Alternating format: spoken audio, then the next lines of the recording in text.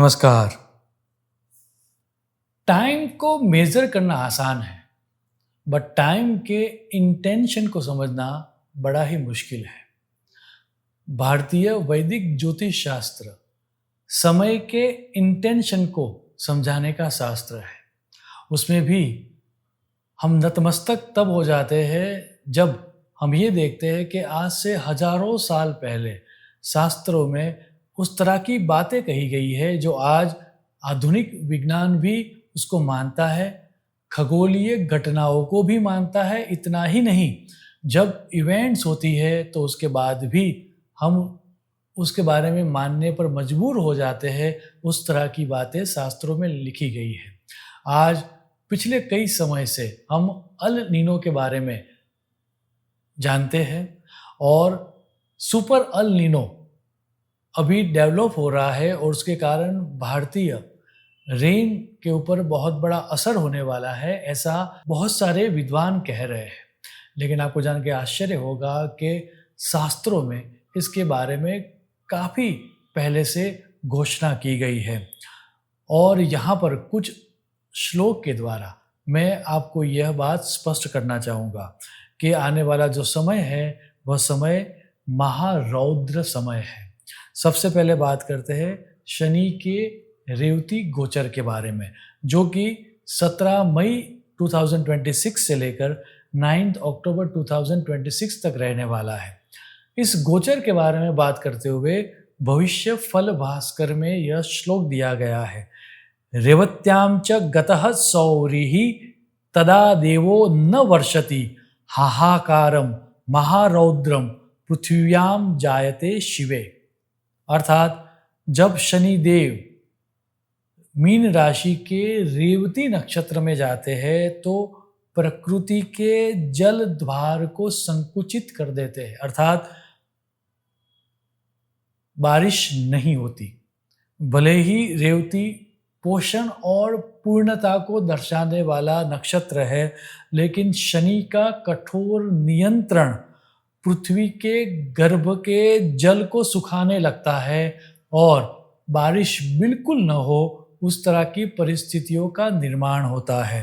अब सिर्फ और सिर्फ मई से स्टार्ट होने वाला यह समय ही नहीं, कुछ और भी चीज़ें हो रही है जो इस बात के ऊपर मोहर लगाती है। दूसरा जो हो रहा है वह है बृहस्पति का गोचर। जैसा कि हम सबको पता है कि बृहस्पति 2 जून से लेकर 30 अक्टूबर तक कर्क राशि में रहने वाले हैं, वहाँ पर वह उच्च के रहेंगे। लेकिन उसके बारे में भी बात करते हुए अर्ध प्रकाश में यह सूत्र दिया गया है, बृहस्पति यदा करके स्वल्प मेघः प्रवर्षति। अर्थात स्वल्प मेघ अर्थात बहुत ही कम बारिश होती है। उसमें भी ये श्लोक तो बहुत बड़ा है, लेकिन उसमें से जब श्लोक में आगे बढ़ते हैं तो एक शब्द ये भी आता है इसी श्लोक में, राजभिर विग्रहश्चैव। अर्थात राजाओं के बीच विग्रह भी होता है। किसको लेकर? खाने पीने की चीज़ों को लेकर। फूड सप्लाई चेन डिसरप्ट होती है, जो खेत पैदाश होती है वह कम होती है और उसके कारण जो बारिश तो कम होगी ही होगी, लेकिन जो खाने की चीज़ें हमें चाहिए वो भी हम तक नहीं मिलेगी। उस तरह के ग्रह योग ये समय दिखा रहा है। उसमें भी चीज़ें और ज़्यादा इंटेंसीफाई हो जाती है जब 27 जुलाई को शनिदेव रेवती नक्षत्र में वक्री होंगे। ये वो समय है जुलाई और अगस्त जब भारतीय जो समय है उसके अनुसार उस समय में ही हमें सबसे ज़्यादा बारिश की आवश्यकता होती है, क्योंकि वही हमारा मॉनसून सीजन है। अब शनि की यह उल्टी चाल मॉनसून की कमर तोड़ देगी, ऐसा स्पष्ट शास्त्रों में कहा गया है। वैश्विक बाजारों में अनाज के संकट, महंगाई का सुपर इन्फ्लेशन और उसमें भी ज़्यादा उथल पुथल करने वाला एक योग क्रिएट होता है 18 सितंबर को। 18 सितंबर को मंगल देव नीच के होकर कर्क राशि में गुरु के साथ युति करेंगे। तो चक्रवात होना, बिजली गिरना, क्लाउड बस्ट होना, उस तरह की चीज़ें बहुत ही कॉमन उस समय के दौरान होती जाएगी। भारतीय हमारी इकोनॉमी के लिए या फिर भारत देश के लिए यदि मैं स्पेसिफिक बात करूँ तो विक्रम संवत 2083 इसका नाम हमने दिया है रौद्र संवत्सर, जिसका राजा गुरु और मंत्री मंगल है, एवं ज्येष्ठ अधिक मास है। यह सब combination medium to below average rainfall दिखा रहा है। खंड वृष्टि एवं ज़्यादातर एरियाज ऑफ द इंडिया में शॉर्टेज ऑफ रेन होगी, ऐसा स्पष्ट दिख रहा है। भारत के लिए यह जो ग्रह योग है वो बड़े ही अकाल जैसी परिस्थितियां निर्माण करते हुए दिख रहे हैं। इतना ही नहीं, जहाँ पर बारिश होगी वहाँ पर भी क्लाउड बस्ट हो या फिर बहुत ज़्यादा बारिश हो और उसके कारण वो जो बारिश का पानी है वह बह जाए और खेती में उसका उपयोग ही न हो, उस तरह की अवस्था भी निर्मित होती हुई दिख रही है।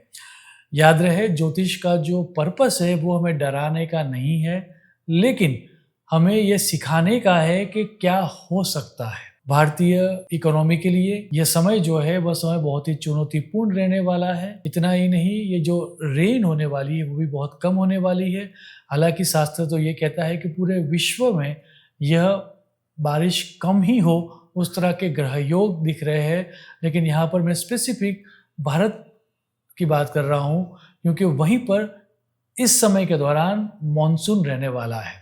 तो बारिश कम हो, खेत पैदाश कम हो, अनाज की शॉर्टेज हो, वैसी अवस्था में हमें किस तरह से हमारे जीवन को रेगुलेट करना चाहिए वो हम समझ पाए, ताकि जो डैमेज हो वह मिनिमम हो। वही सिखाने का या दिखाने का पर्पस इस वीडियो का है, डराने का पर्पस इस वीडियो का नहीं है। मुझे आशा है कि यदि आप इन दिनों के दौरान थोड़ा सजग रहोगे, कॉशियस रहोगे, तो ये समय जो है वो आपको मिनिमम डैमेज कर पाएगा। शुभम भवतु। प्रणाम।